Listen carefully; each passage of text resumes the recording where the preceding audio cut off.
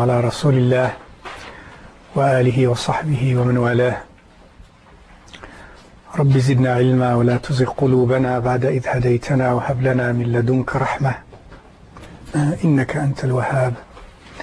Let us, as I suggested earlier, have this session also as an interactive session, and if need be I would take some time to add certain other points if needed. I have a question here. Let's start with that one. You keep telling us to disconnect ourselves from our four-dimensional world when learning about hadith and ayahs of Allah SWT. You also said that all we can comprehend is the fourth world.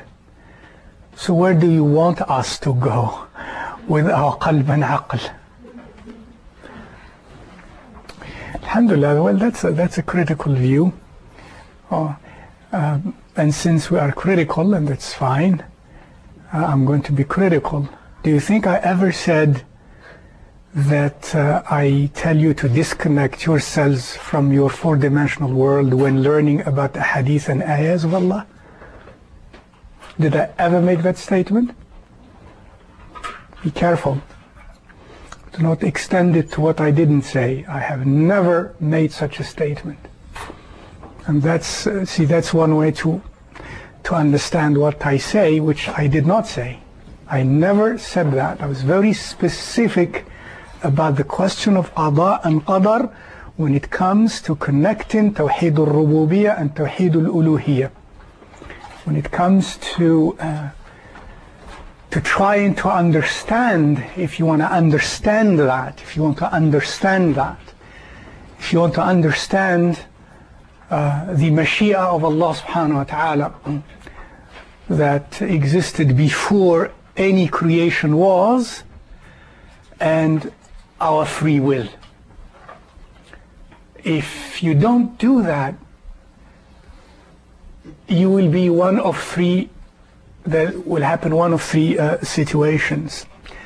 You are going to end up emphasizing rububiyyah and being on the side of the Qadariyah that would have the audacity to say, or that had the audacity to say and believe that Allah subhanahu wa ta'ala therefore does not have control over every event in the universe. Wal-'iyadhu billah. If you don't use what I am suggesting. Or number two, you end up a Jabri, meaning not recognizing cause and effect whatsoever, not recognizing any type of free will or free choice for the individual. And thirdly, the other way you can do things if you don't do it this way, alhamdulillah, is to take it the simple way. Very simple way. Alhamdulillah, that Allah SWT has control over everything. That's probably what all of you knew all the time. But you never thought of it and delved in it, which is very fine too. And that you know that you have to do things in order to get things. And that's it. As long as you know and believe that there is nothing in this universe that takes place without the knowledge of Allah subhanahu wa ta'ala and His will. That, alhamdulillah, beautiful and simple approach. Or, if you have delved and you had these rational questions that have, what shall I say, unfortunately, started 13 centuries ago and people still do ask. And I'm sure I was asked to speak of this subject that was chosen for part of this retreat. I'm sure when I was asked to speak about it, it's because people had concern about certain aspects of it and the concept of freedom of choice versus the concept of the Mashiach of Allah subhanahu wa ta'ala. So what we were trying to do with that language in this particular instance, is of trying to make sense of how to connect between both Tawheed al-Rububiyyah and Tawheed al-Uluhiyyah. Number one. Number two, as my counter-criticism to this very good question, is what we were saying of don't be only four-dimensional in this context. What type of argument is that? What is it? Is it aqli or not? Is it using your mind or not? Of course it's using your mind. It's current, most updated scientific knowledge.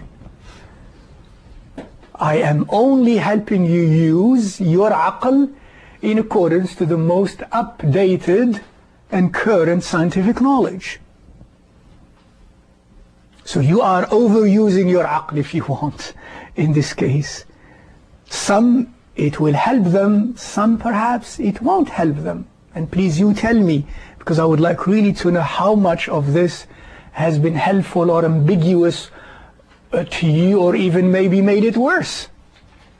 You know, the first part of the arguments that you were using. Please also let me know, where do I want you to go with your qalb? Where Allah wants you to go with your qalb. Where His Rasul wants you to go with your qalb.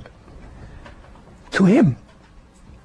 To be able to connect your qalb to Allah subhanahu wa ta'ala. And that's not something given just to anybody. It's a gift from Allah subhanahu wa ta'ala. And it does not come without tazkiyah of the nafs. And I want us to connect our aql and our qalb through that transfer function. I want us to connect our qalb and our aql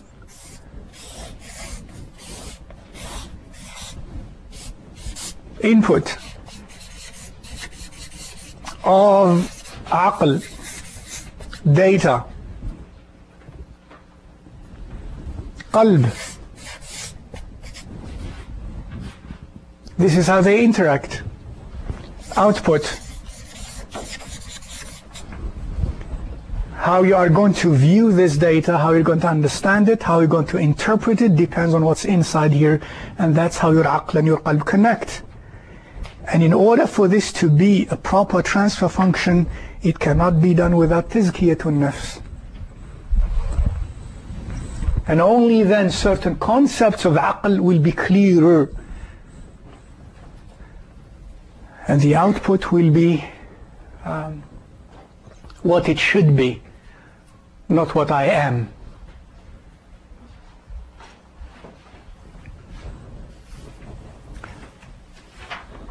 Jazakumullah khair.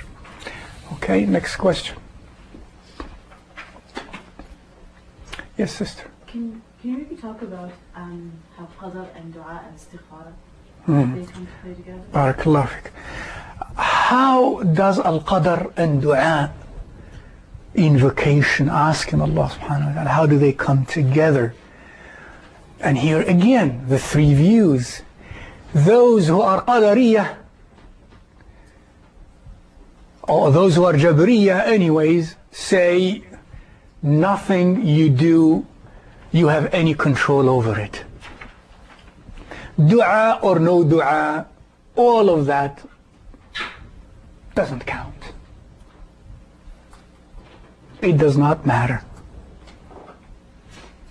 Because what is decided anyways. Consistent with their inconsistent view of Jabr.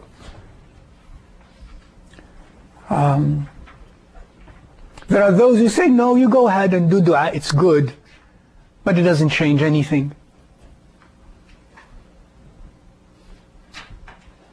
That's wrong either. That's wrong also, I'm sorry. Why? Because Allah and His Rasul, when they told us, when they spoke to us about dua, they asked us to always be in dua. They wanted us to be always in dua. Allah and His Rasul want us to be always in dua. And the texts are too many even to list from the Quran. For example, وَقَالَ رَبُّكُمُ ادْعُونِي أَسْتَجِبْ لَكُمْ وَقَالَ رَبُّكُمُ ادْعُونِي أَسْتَجِبْ لَكُمْ, says Allah Azza wa Jal. And your Lord said, supplicate me, invoke me, I shall answer your dua. And Rasulullah ﷺ says, الدعاء هو العبادة.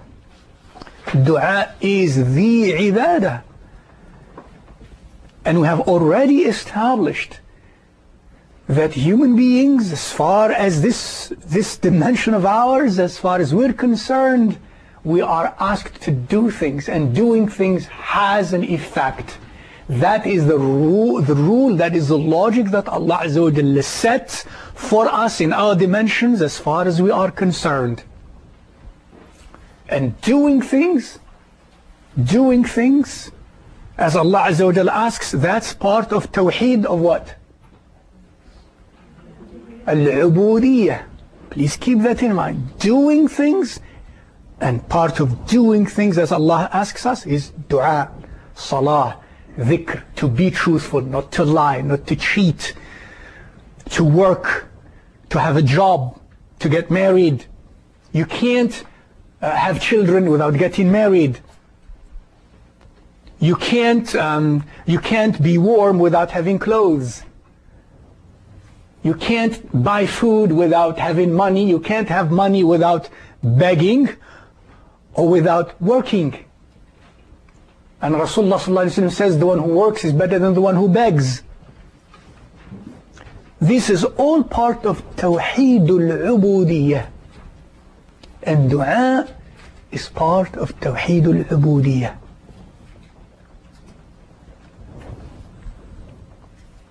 It is all part of that same scheme in Al-Qada wal-Qadar of Allah subhanahu wa ta'ala, and in Al-Hikmah wal-Ilal, and also in the concept of cause and effect and wisdom behind what we do, and the results that are to be obtained depend on causes as well.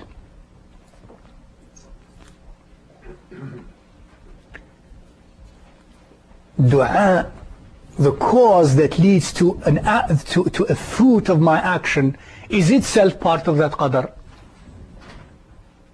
That's part of Tawheed al-Rububiyyah.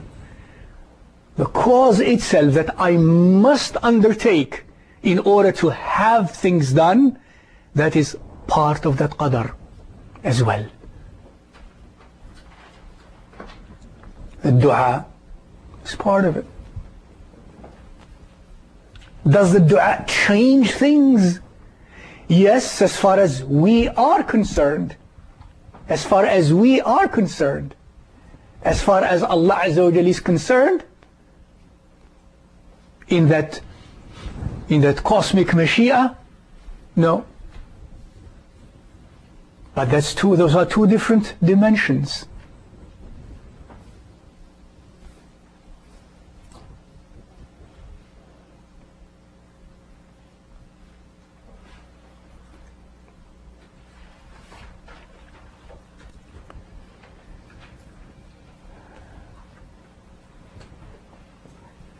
This will lead me to say something, if you allow me, please.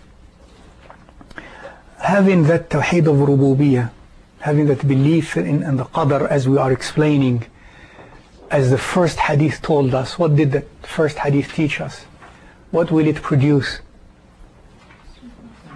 Sweetness inside your qalb of Iman. Peacefulness inside of your qalb, in contradistinction to restlessness and agitation and fear and loss. Am I allowed, when I say am I allowed, is this part of Tawheed al-Ubudiyyah or Tawheed al-Rububiyyah? I have to keep testing you so that, alhamdulillah, I help you understand these concepts. Part of Tawheed al-Ubudiyyah indeed. Allah wants, when He demands that I do something or I don't, that's part of Tawheed al-Ubudiyyah. Am I allowed to use Rububiyyah, and therefore the argument of Al-Qada wal-Qadar, before I do things? before I do things? Yes? No. Why not?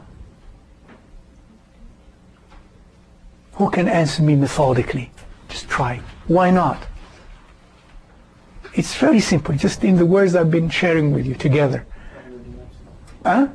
Not your dimension. It's not your dimension? Yes. If you understand it that way, alhamdulillah. Again, from pure, old, traditional, alhamdulillah, Quranic, Sunni arguments.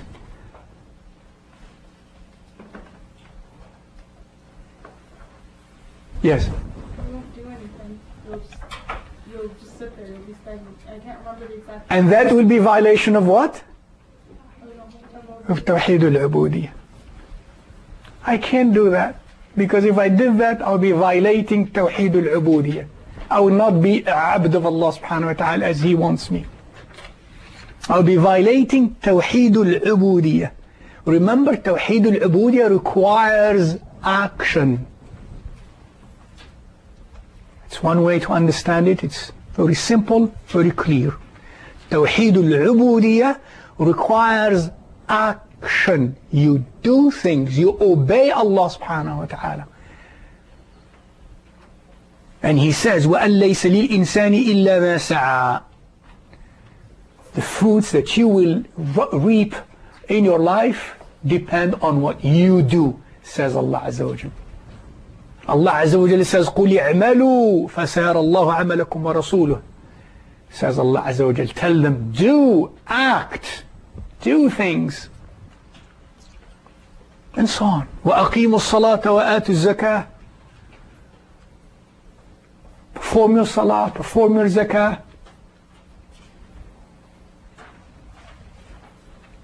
لا يغتب بعضكم بعضا. Do not backbite each other. Do not. All of these are actions that when we do, we are performing Tawheed al-Ubudiyyah. If we don't, we're violating Tawheed al-Ubudiyyah. I cannot call upon Tawheed al-Rububiyyah before I do things. And therefore, I should do things to the best of my knowledge, to the best of my knowledge, and my knowledge is four-dimensional. I should do things to the best of my knowledge, to the best of my ability, in accordance to the norms and moral values that Allah set for me. And I say this so that I draw your attention and mine that we don't do things dryly without my heart present. We do things with an extreme, for example, hirs, extreme insistence. We get to the point where we do things and we rely only on cause and effect, underline the adverb only, like we were mad. And if we don't get results, we get crazy. We're obsessed by cause and effect. And that means there is absence of what again? Of Tawheed al-Rububiyyah. It's not balanced. That's how you and I can go mad and crazy and agitated in our lives when things go wrong.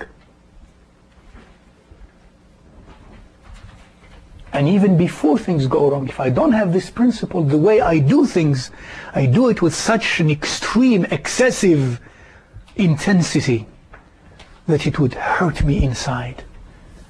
My life will be a life that is agitated with others and with myself. لذلك صلى الله عليه وسلم صح عنه, he said صلى الله عليه وسلم يعني أجملوا في الطلب. He says, seek things but أجملوا. In other words, don't be excessive, don't be too intense in the way you seek things. Do what you can. Don't be excessive. Don't be obsessed in the way you do those things. Do what is available in terms of means that are at your disposal. In ta'a of Allah Azza wa Jal. And then, no, فإذا غلبك أمر فقل قدر الله وما شاء فعل. احرص عليه صلى الله عليه وسلم، احرص على ما ينفعك، احرص على ما ينفعك ولا تعجز. فإن غلبك أمر فقل قدر الله وما شاء فعل. Says Rasulullah صلى الله عليه وسلم, what means احرص على ما ينفعك، على ما ينفعك. If there is something that is نافع for you, if there is something that is beneficial to you in your dunya and or in your akhirah, and he describes it sallallahu alayhi wasallam, which is beneficial, is something haram beneficial? Is something makruh beneficial? So what is beneficial to you is always that which helps you in one way or the other to do what? Yes, to go on your journey of ubudiyyah to Allah subhanahu wa ta'ala. So if there is such a thing of dunya or of deen, ينفعك احرص عليها. Do your best, in other words, to attain it. Using the means that are shar'i and legal and moral and good, as Allah Azza wa Jal describes. That's part of توحيد العبودية. ولا تعجز. لا تعجز. Don't be lazy. See? Because one say, oh, yeah, let me go below average. Don't be lazy, not below average. Do not be lazy. لا تعجز. And this is emphasizing what? What is he emphasizing with this, sallallahu alayhi wa sallam? I want to hear it. توحيد العبودية. That's exactly what is emphasized here. And then the next part he says, فإذا غلبك أمر فقل قدر الله وما شاء فعل. And if in this quest of yours you are overwhelmed, you couldn't. It went beyond you. You didn't achieve that which benefited you while you have done what you could. Then he said, then you say, قدر الله وما شاء فعل. Allah decreed and Allah did what He willed. What is the second part? I want to hear it from all of you. Tawheed what? No. You said al-uluhiyya. No. Al-uluhiyya is al-ubudiyya. It's the same thing. Al-rububiyya. This is Tawheed al-rububiyya again, emphasized in the same text, about the same event. What is he telling you again? What I was trying to say, I thought it would help some of you, talking about those dimensions, and maybe it did only confuse you. Please forgive me if that's what happened.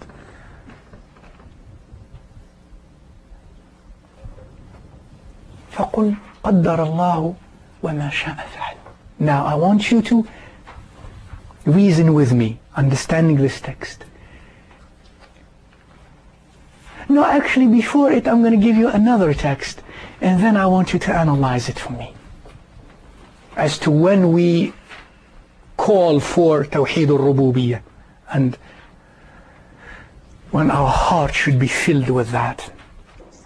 There is a famous hadith in which Rasulullah ﷺ tells us about an argument that took place in which dimension, you tell me, because it was between Adam and Musa. The argument was between Adam and Musa. I can tell you for sure it was not in my lifetime. I can tell you for sure it was not, I believe, in this four-dimensional universe. Because between them are centuries and centuries and centuries and centuries. And he said, sallallahu alayhi wa sallam, the one who was given, who was also for him many gates of the unseen, of the ghaib, were open. Kashf for Rasulullah sallallahu alayhi wa sallam occurred many times. And for him, the two dimensions of the two worlds connected. You know, I still am going to use that argument. I like it. Two-dimensional universe.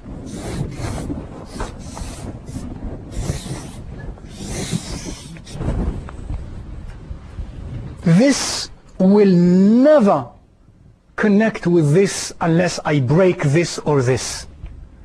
I will never be able to take this circle and put it inside of this circle without cutting. Right or wrong? This is our view. This is Mashi'atullah Azza wa Jal on that same issue. But take these two circles into an upper dimension, into a third dimension, and what happens? And you put one inside the other, and they connect. Do you understand what I mean?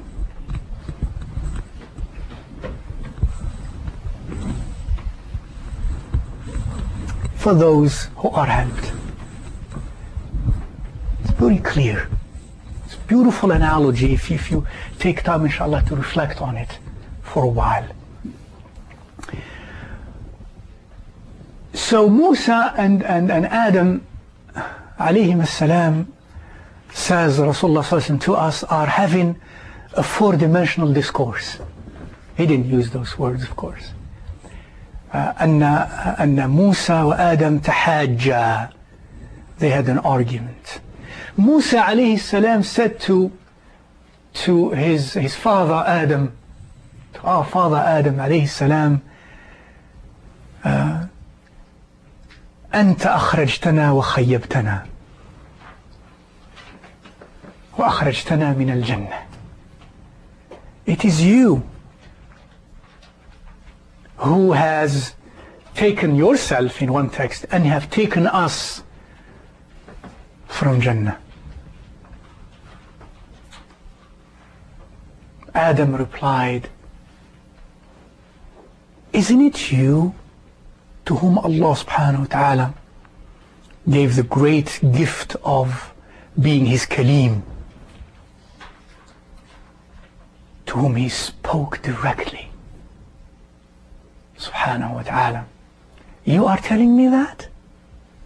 You are arguing with me on something that I had done that was decreed upon me before I was created. Now you think about it with me. What I said before, or just saying, what I was just saying about that first hadith of Rasulullah ﷺ and the second hadith about, and remember I started that through your question that came, and I asked the question also, are we allowed to use the argument of Qadar before we do things? And we agreed we can't, and we know why.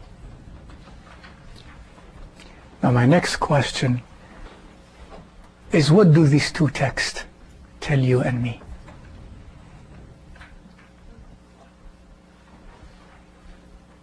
Yes? We're allowed to use it after. There you go. There you go. Rasulullah sallallahu alayhi wa sallam, what did he say? فَإِذَا غَلَبَكَ الْأَمْرِ. Now if after you have done and things happen, then that's when you know what was in the Qadar. Then you use the argument قَدَّرَ اللَّهُ مَا شَاءَ فَعَلَ. And you are violating neither توحيد العبودية nor توحيد الربوبية simultaneously. You're not. What did Musa do? Alayhi salam? What did Musa do alayhi salam? Did he blame Adam? How could Kalimullah not know the Qada and the Qadar? How could he? Of course not. We cannot interpret it that way, otherwise we are violating the concept of ismatun nubuwah. You know this concept? We're violating the concept of infallibility of nubuwah. A Nabi cannot make such a fundamental mistake on a fundamental issue. So that Nabi was pointing out to him from the point of view of Tawheed al-Ubudiyyah that you were the cause for this. Which is true in terms of cause and effect. That was the cause. And then Adam alayhi salam, after the fact, argued on the matter of, on the basis of Qadar. Now, when we apply this in this way, and we understand it in this way, Wallahi al-Azim, subhanallah, and please allow me, my sisters and brothers, to tell you that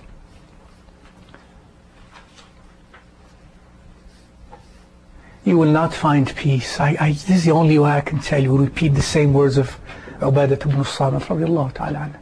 You will not find peace without it in your life. You will never remove fear from your heart if there is not this balanced belief. And when it is there, Wallahi al-Azim, whatever happens, you are at peace. I am not at peace only if I do not have that Tawheed al-Rububiyyah in its place, nor Tawheed al-Ubudiyyah in its place properly, or I have less of it. The less of that Tawheed I have, of both of them, the more fear I have. And I'm not saying that I am perfect or we are here perfect. I'm saying that there are also, this is part of our journey to Allah Azza wa Jal, is we improve in our Iman. We continue to improve.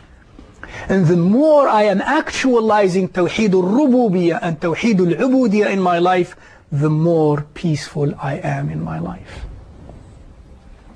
And if I am startled with a calamity, Qadar Allah ma sha'a fa'al. And if I really have internalized these concepts so completely almost, particularly this Tawheed al-Rububiyyah, then when it happens, my heart is still at peace. And I cannot tell you, I do not want to give you examples in the lives of many people, including mine, and every day. And I know myself, Wallahi al-Azim, just as of this month, I was observing myself. In one instance, I relied too much on the part of kasb, on the part of cause and effect. And I did keep in my heart, alhamdulillah, the part of Qadar and Rububiyyah. But inside of me I was uncomfortable, because the part of Qada and Qadar was not as intense as it should be in view of the situation. And I went on, and I was punished. I know that.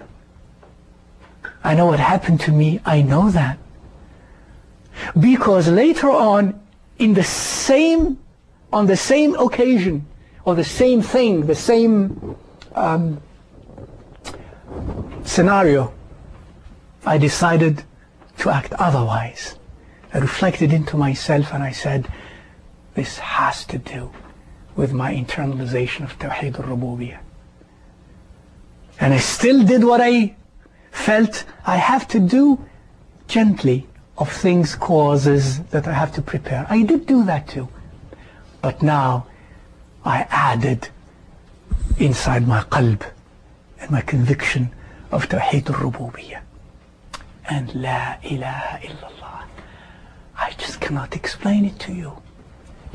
The same scenario, totally different outcomes. Allah made it easier than I had anticipated.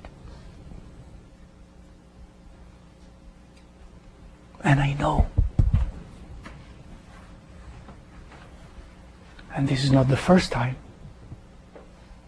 nor the second time, nor the third time, nor the fourth time that I learned through trial and error of my balance between Tawheed al-Rububiyyah and Tawheed al-Ubudiyyah. And my qalb is most at peace when I have most of my Tawheed of Rububiyyah along with enough of Tawheed al-Ubudiyyah, along Shari'i lines.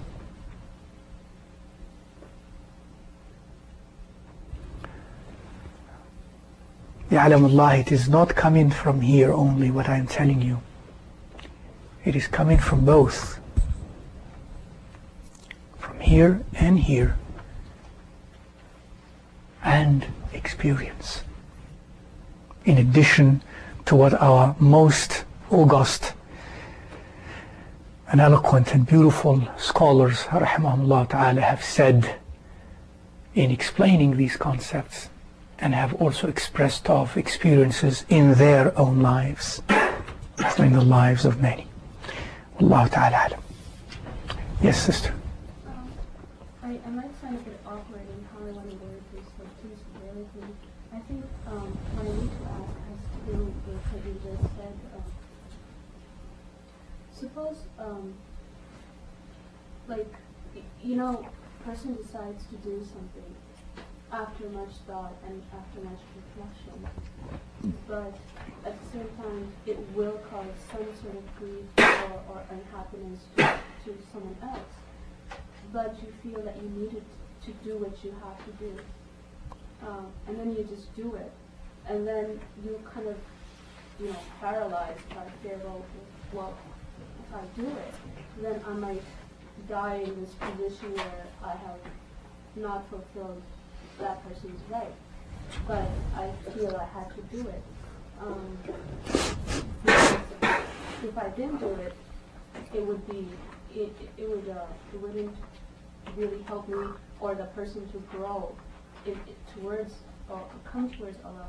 So I think what I'm trying to say is, like, sometimes, like, you don't want the person to be paralyzed by fear. Well, if the person does that and then says, well, you know, you don't want to end up being, you know, condemned or rejected by Allah, but you don't want to, I don't know, dwell in that state of, I don't know.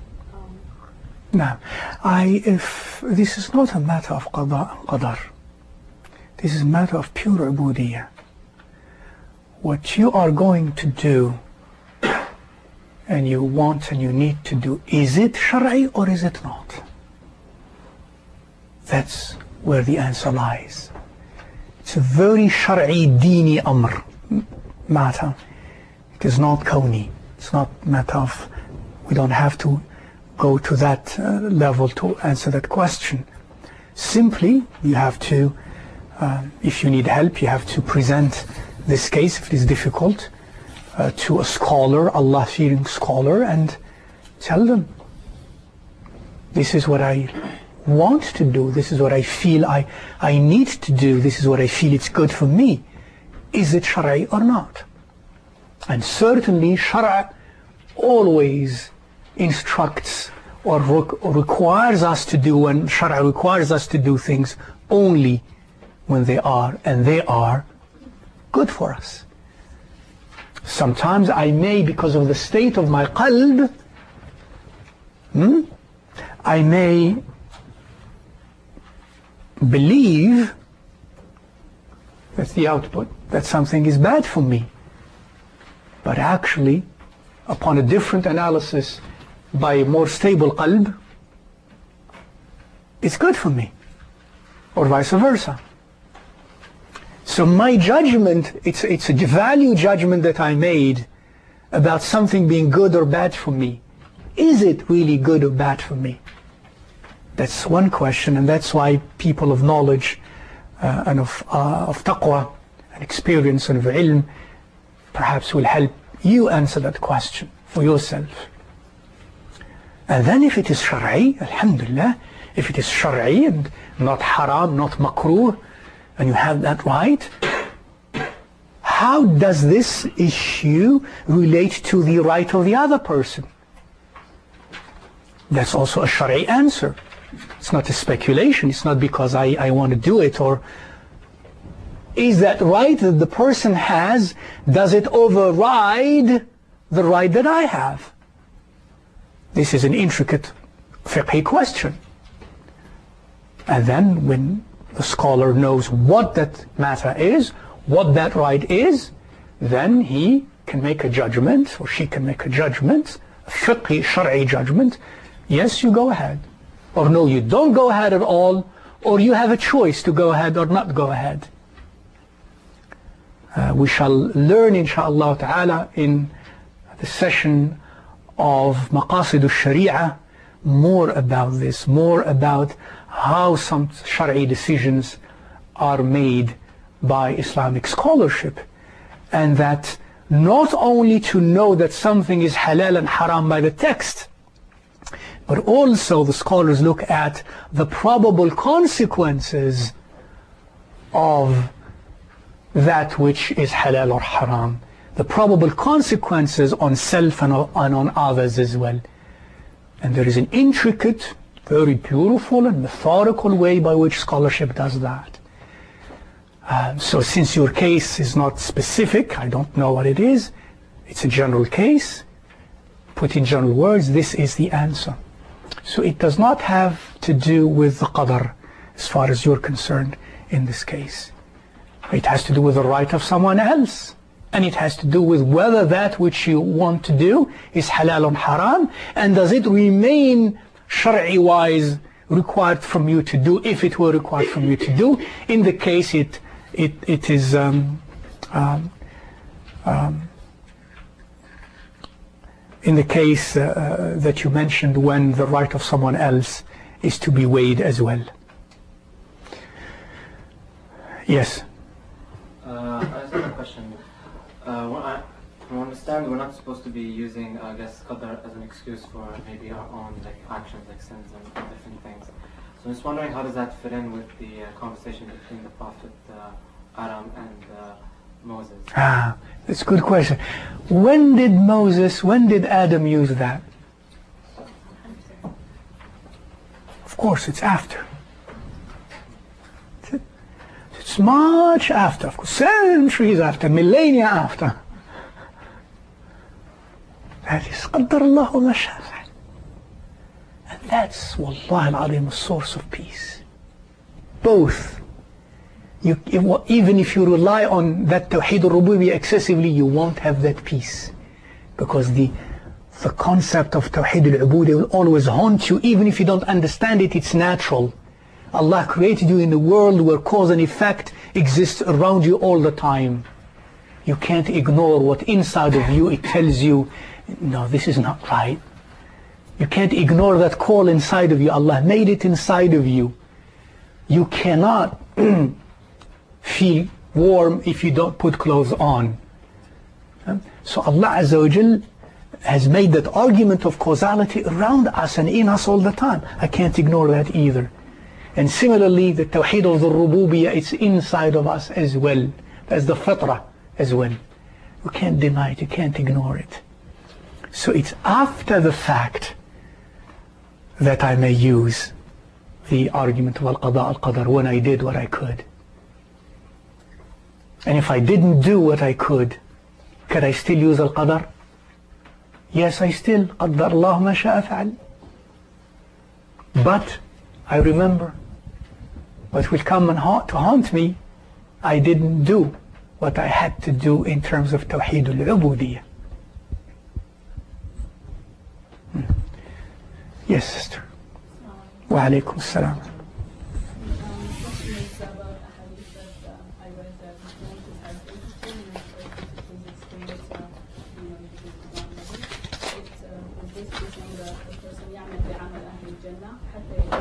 Yes. Right. That's an authentic hadith. And what is it explaining? Again, I didn't want to tell you all the ahadith pertaining to that matter because those that I mentioned are sufficient. What is that hadith basically telling you? It says that a person goes for most of their life doing the stuff that would send them to heaven, but then يسبق عليه الكتاب فيعمل بعمل أهل النار فيدخلون أنصار. What is it telling you? مشيئة الله عز وجل again. توحيد الربوبية. That's a text that is clearly emphasizing and teaching us about ما شاء الله كان وما لم يشأ لم يكن. In the eternal knowledge of Allah subhanahu wa ta'ala and His will, that was already taken care of. That's the context in which we're talking about. Let me not bring you back to those things. If you want, I can still do that. But that was Tawheed al-Rububiyyah. It's exactly what it is. Allah knows things before they are, and things when they happen only because Allah willed them. There is nothing that takes place without the will of Allah subhanahu wa ta'ala. Nothing in His universe. That's Allah. That's my God. That's Allah. That's why we worship God. He's not a creature. He's not bound by time again and by space. He's not. He's not bound by the limits that bound you and me. And already also shared with you some examples about the dreams, about the prophecies, about the genes, about all of that context. I meant by it to help us clearly see at least that there is that probability, and it makes it in my mind even, let alone my qalb, easier to accept. What that text, like the other texts that we mentioned, are simply expressing the Mashi'a al-Kawniyya of Allah Azza wa Jal, or Irada al-Kawniyya of Allah Azza wa Jal. Let me just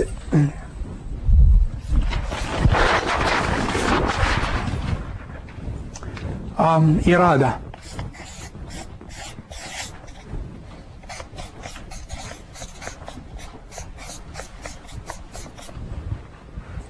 Irada is of two types. Kawniyya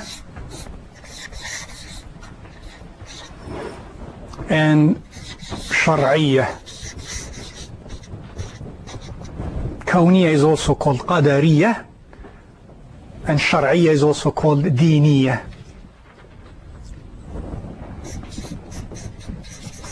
Kawni, Shar'i,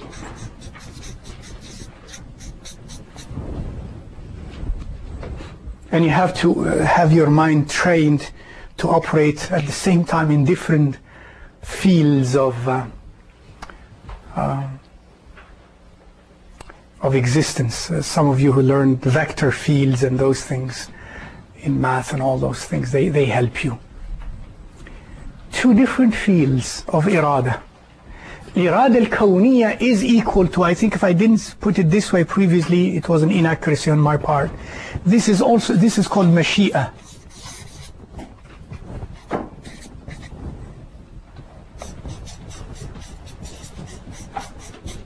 Mashi'a.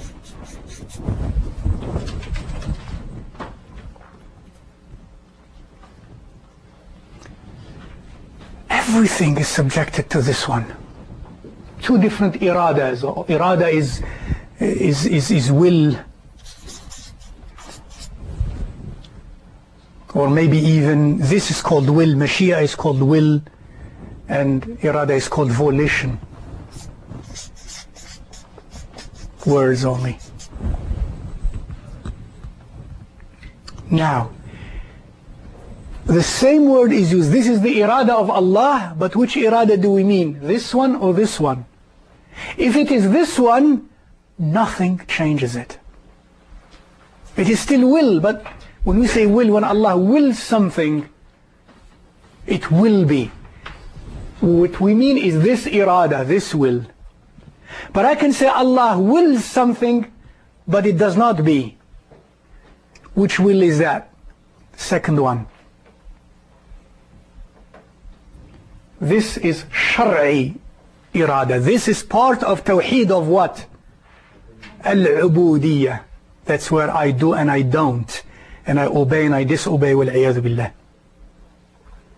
Here, none of that.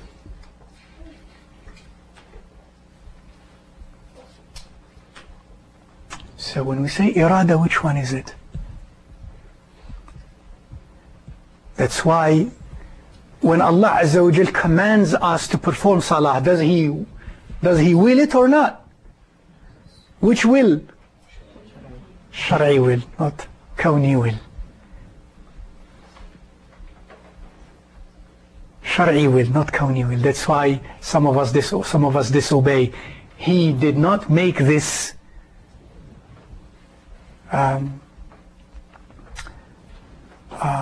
what shall I say, unbreachable.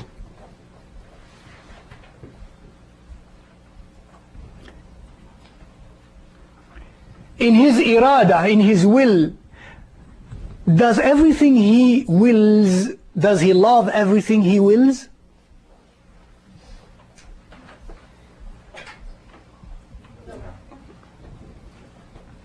That's good. No, why? When people commit sins, this is part of the irada, or the mashiyah, and Allah doesn't like that. He doesn't love that, but it's still, he still chose to have it that way. So when does he love it?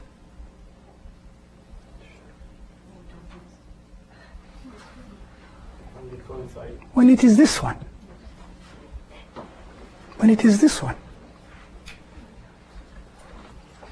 His irada shar'iyya. If he says do something at the shar'i level, because he loves it. If he says don't do something at the shar'i level, he doesn't love it. But when he says do something, and when he says he wills something at the kawni level, does he necessarily love it? No. The one that is connected with mahabba, as far as we understand these things, is the shar'i irada. And therefore, those who did not understand this from the Quran and the Sunnah of Rasulullah sallallahu alaihi wasallam, as the discourses historically show us amongst the scholars, they went wrong. Therefore they said, everything that Allah wills, He loves. And you find many people, non-Muslims, the word will means love. So it's very important and critical, first of all, to understand what do you mean by that word? What do you understand by that word? Because they tell you, yes, of course, there happens things in this universe without the will of Allah Azza wa Jal. Astaghfirullah. And they did not distinguish between the two. They would say, therefore, that Allah wills something and it doesn't happen. And that Allah wills something and it is hateful. And they do not make this distinction. And that's where they were wrong. Everything that Allah loves, He willed at this level. Everything that happens and Allah doesn't love happened with His will, but not this will, this will. This kawni will. Do you understand? And that helps also tremendously, alhamdulillah, in being able to read the Quran properly and to read the Sunnah of Rasulullah sallallahu alaihi wasallam properly. And I don't want to give you more when it comes to this, because also at the level of the Qada, there is Qada kawni and there is Qada shar'i and dini. There is Amr kawni and Amr shar'i and dini. And all are in the Quran. And they are in two different, what? In the language we used earlier? Two different dimensions.